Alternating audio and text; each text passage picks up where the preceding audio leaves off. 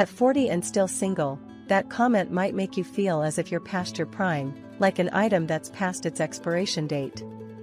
During a family gathering in our lush backyard, my sister Emma made a grand declaration. "My husband is rich, handsome, and a genius," she announced proudly. The assembled relatives and friends murmured among themselves, casting confused glances in our direction. It was understandable. After all, Emma and I were the only siblings, having grown up together in this very house. Throughout our childhood and well into adulthood, I found myself constantly bending to Emma's will. Family members often reminded me to endure her whims, because I was the older sister. But that day, something within me snapped. I could no longer hold back the feelings I harbored towards Emma. The years of silently enduring her overbearing nature were about to end. My name is Sophia Brown, a 40-year-old who previously worked in medical administration. I chose to leave my career when I gave birth to my daughter, now 5 years old, to focus on raising her.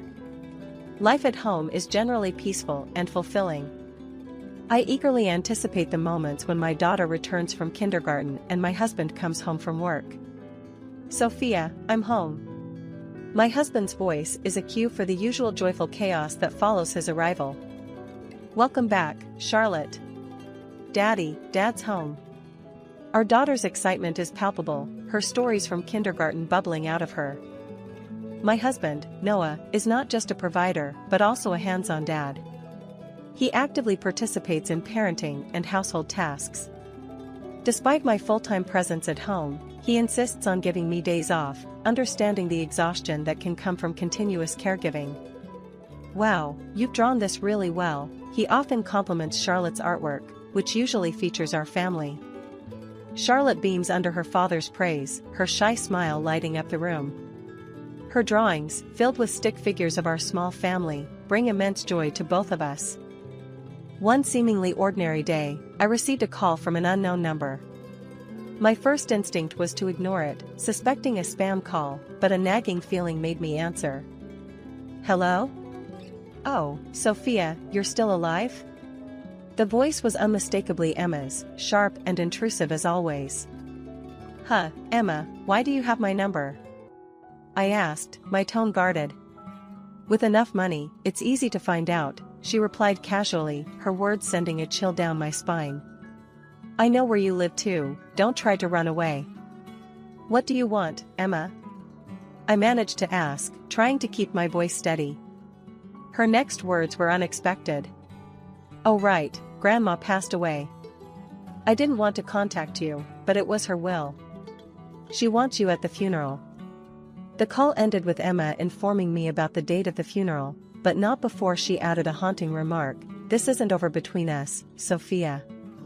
I'll see you at the funeral." As I hung up, a heavy silence filled the room. Emma's sudden reappearance and the news of Grandma's death left me with a deep sense of foreboding about what lay ahead. To me over the years, her sudden change in demeanor took me off guard. I cautiously began to share some details about William, emphasizing his kindness and intelligence, aspects of him that I truly admired. Emma listened intently, nodding and smiling as if genuinely interested. However, deep down, I felt uneasy. Emma's past behavior had taught me to be wary of her sudden warmth. Later that evening, after Emma had left, my mother, with a knowing look, cautioned me. "Be careful, Sophia. Emma has her ways of twisting things." Her words echoed in my mind, reminding me of the numerous times Emma had used information against me. Despite my mother's warning, I couldn't help but feel a flicker of hope that perhaps Emma had changed, that maybe, just maybe, she genuinely wished me happiness. But that hope was short-lived. The next time I saw Emma was under unexpected circumstances. William and I were at a local cafe enjoying a quiet afternoon together when Emma suddenly appeared.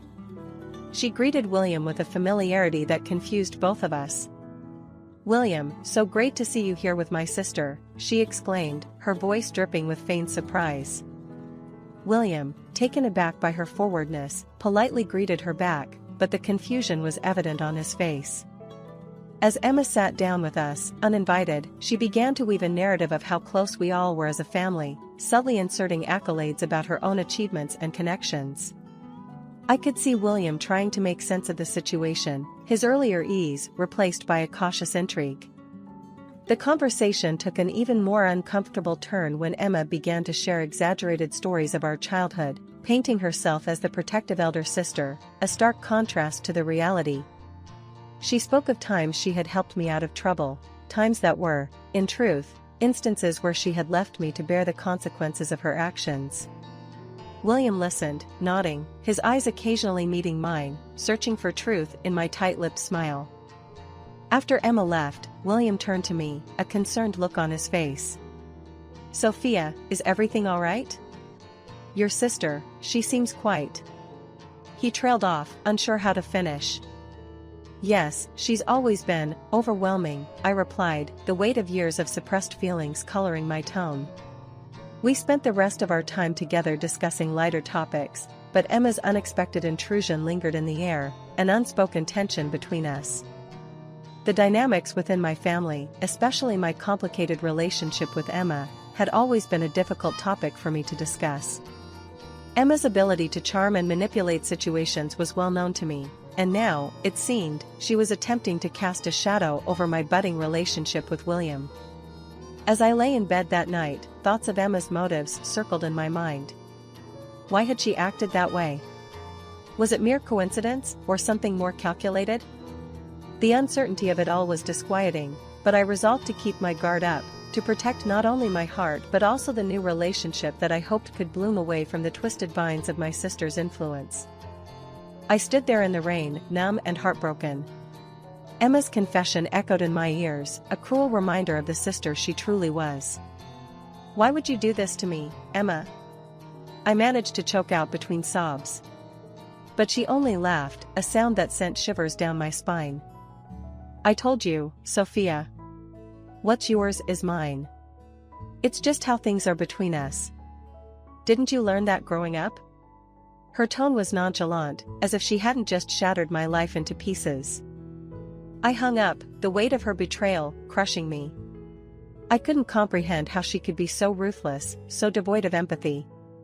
All these years, I had hoped that our relationship could improve, that the distance and time apart might have changed her. But this act showed me that Emma was still the same selfish, manipulative person she had always been. I didn't go back inside. Instead, I sat on the park bench, letting the rain mix with my tears, feeling utterly alone. How could I have been so blind? I had introduced William to Emma, hoping that she had changed, that she could share in my happiness. Instead, she had used it as an opportunity to take what was mine. Over the next few days, I stayed away from everyone. I ignored calls from my parents and mutual friends who had heard about the engagement but not about its tragic end. I needed time to gather my thoughts, to decide how to move forward from this devastating betrayal. When I finally felt strong enough, I called my mother. She was gentle, her voice full of regret and sorrow for what had happened. "I'm so sorry, Sophia. I should have seen this coming." "We all should have," she confessed. "But how could we?" I replied, my voice hollow. "We wanted to believe she had changed, that she could be happy for me." "Yes, we wanted to believe," my mother agreed, sadness tinging her words. It was clear that I needed to make a change. I could no longer allow Emma's toxic behavior to affect my life. It was a painful decision, but I knew that for my own well-being, I had to sever ties with her completely. I began to rebuild my life, slowly. I focused on my work and spent time with friends who supported me through the ordeal. I sought therapy to work through the betrayal and to understand why I had allowed Emma to manipulate me for so long. Months passed, and slowly, the sharpness of the pain dulled. I learned to trust again, to open my heart, but this time with more caution, more awareness of the signs I had previously ignored. Emma tried to contact me a few times, but I never responded. I had learned my lesson well. I knew now that some relationships, no matter how much you wish they could be different, are just too broken to mend. And I was finally okay with that. Yes, that's right. Charlotte has her own little YouTube channel where she shares her adventures and creativity. It's quite popular among kids her age, I explained, a hint of pride in my voice. Emma's face fell for a moment, perhaps caught off guard by the unexpected success of my daughter, contrasting sharply with her own display of superiority. While Emma tried to recover, Noah put his arm around me, showing his unwavering support. He smiled warmly at Emma and William, adding, "It's a pleasure to finally meet you. Sophia has told me a lot about her family, and though circumstances have been challenging, she's always hoped for reconciliation." Emma, caught between her surprise and the need to maintain appearances, forced a smile. "Well, that's wonderful. It's so good to see you thriving, Sophia. Thomas, say hi to your aunt and cousin," she said, nudging her son gently. Thomas, still somewhat oblivious to the adult tensions, cheerfully waved at Charlotte, who shyly waved back. The children's innocence was a stark contrast to the complex dynamics swirling around the adults. As the conversation continued, I could see William's discomfort. He seemed to be grappling with the situation, his eyes frequently meeting mine with a mixture of regret and confusion. It was clear that he was not fully aware of how deep Emma's manipulations went, nor of her true nature, which I had experienced firsthand. The family gathering was bittersweet. It was supposed to be about honoring our grandmother, a woman who had always shown me kindness and understanding, unlike the rest of my family. Her memory deserved more than the petty displays and veiled jabs that characterized the day. After a while, Noah suggested, "It might be nice to talk outside of this setting." Everyone agreed, and as we walked, I felt a slight easing of the tension. The fresh air seemed to help dissipate some of the heaviness that had settled over us. As we strolled through the nearby park, Emma attempted to engage more with Noah and Charlotte, perhaps realizing that her usual tactics were not going to work this time. Her questions were polite, even if somewhat strained, and Noah responded with his usual kindness and professionalism. Despite Emma's efforts, I could tell that the dynamic had shifted. My new life with Noah and Charlotte, filled with genuine love and mutual respect, stood in sharp contrast to the deceitful and competitive atmosphere Emma fostered. This realization seemed to slowly sink in for Emma, whose smiles became increasingly forced as the day went on. The walk ended with polite goodbyes. Emma's parting words to me were a mix of congratulations and a hesitant offer of future get-togethers. I responded diplomatically, knowing that while forgiveness was possible, forgetting was not. The scars from our past were too deep, and I had learned the hard way that protecting my peace was paramount. As Noah, Charlotte, and I walked back to our car, I felt a sense of closure.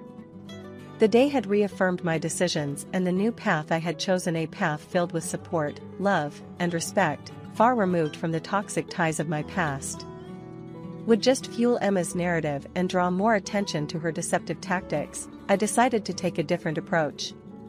Rather than engage directly on social media, I chose to protect Charlotte's privacy and our family's peace by discussing the situation with Noah. "Noah, Emma is using Charlotte's image to boost her own popularity. It's manipulative and misleading," I explained as we sat down in our living room that evening. Noah, ever the calm and rational one, nodded in agreement. "We'll handle this carefully. Let's consult with a lawyer about our options to ensure Charlotte's privacy isn't violated like this again." The following week, we met with a legal advisor who specialized in digital rights and privacy. He suggested sending a formal cease and desist letter to Emma, emphasizing that any unauthorized use of Charlotte's image, especially misleading ones, would result in legal action. Feeling more empowered, we drafted the letter, which was firm yet professional. It detailed the specific actions Emma had taken, the potential harm to Charlotte's well-being, and the legal consequences should she fail to comply. Sending the letter felt like a solid step towards reclaiming control over the situation. Rather than sinking to Emma's level of public disputes and emotional reactions, we were handling things legally and ethically. In the days that followed, the tension around the issue began to ease slightly. Emma removed the post and, much to my relief, refrained from making further public comments or posts about Charlotte. It seemed that the legal warning had made an impact. During this time, I focused on reinforcing positive experiences for Charlotte, ensuring she felt safe and loved, not just as a child in the spotlight but as our daughter.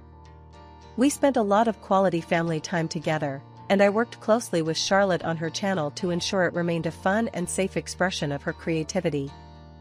One evening, while reviewing some of Charlotte's video ideas, I reflected on how handling this situation with Emma legally rather than emotionally had helped preserve our family's sanity and dignity. It reinforced my belief in taking the higher road and protecting our boundaries firmly but fairly. Noah and I continued to monitor social media, ready to take further legal steps if necessary, but hopeful that Emma had learned a lesson about respecting others' rights and privacy. Through all this, I realized the importance of setting clear boundaries and the strength in standing up for what's right, especially when it comes to family. Curious, I probed a little further, but it was clear they weren't at liberty to disclose more. My mind wandered to Noah. He had been more pensive lately, often lost in thought.